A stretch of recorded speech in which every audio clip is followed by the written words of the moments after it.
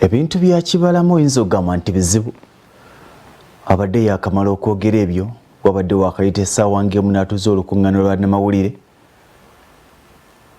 n'ategeeza bw'ati tatulugunyizibwangako era talina buzibu bwonna nga bingi ku byayogeredde mu kkooti abikyusizza mu ssaawa emu yokka. Katuwulire ebigambo bye nga temuli ddoboozi lya mulala. Kibalama yekka.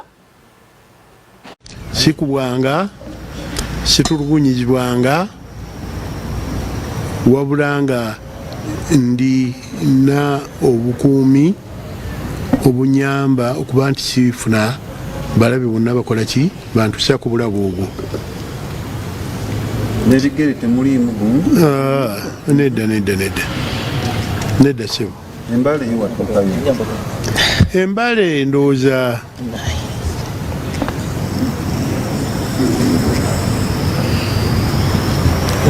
kibwali obudde bwa kiro naye natuuka embale awo ng'eriyo omuntu gwe twali tusuubira okulabayo, omuntu wa nsonga,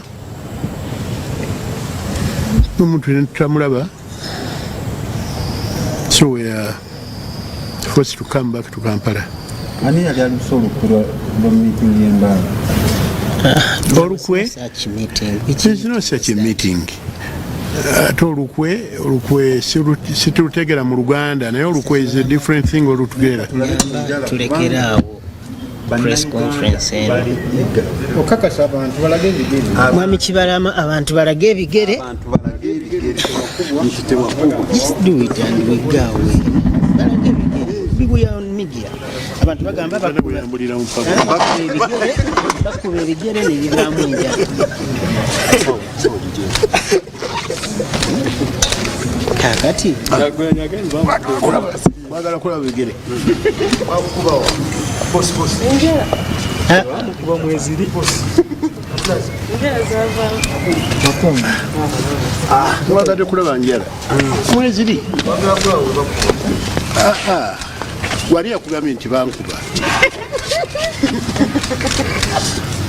enjala ziizo njala teziriimu